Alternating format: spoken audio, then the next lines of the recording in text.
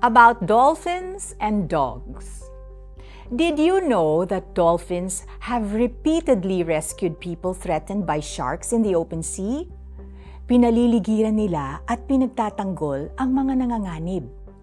Minsan may isang surfer na nakagat na ng pating. Dumating ang isang pulutong ng dolphins. They circled around the surfer.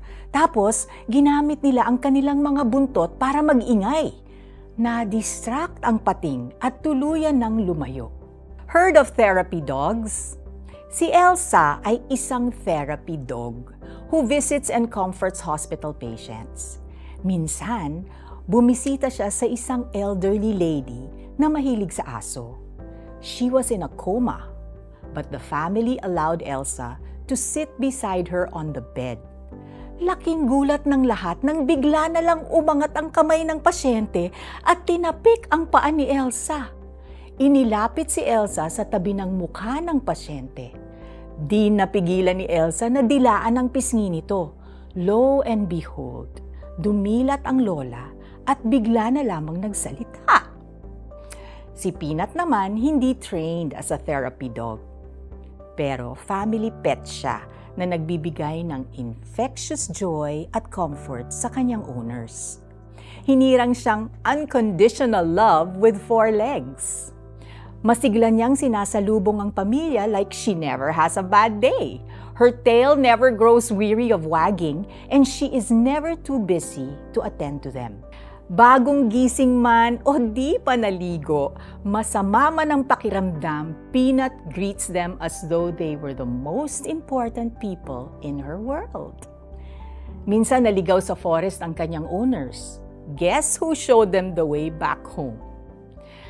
May matututunan tayo just by observing creation. Naha-highlight ng mga nilikha ng Diyos ang kanyang karunungan, kagalingan at kaluwalhatian.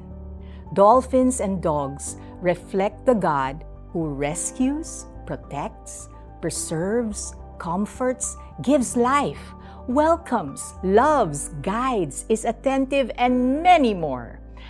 How much more pagdating sa iba pang nilikha? Let's pray.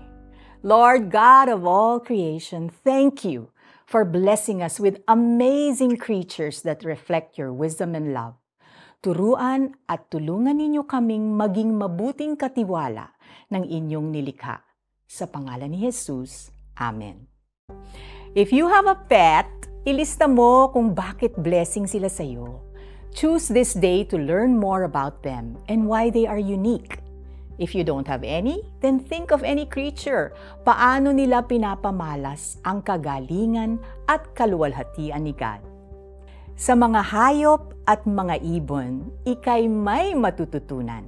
Magtanong ka sa kanila at ikaw ay tuturuan. Job chapter 7 verse 12.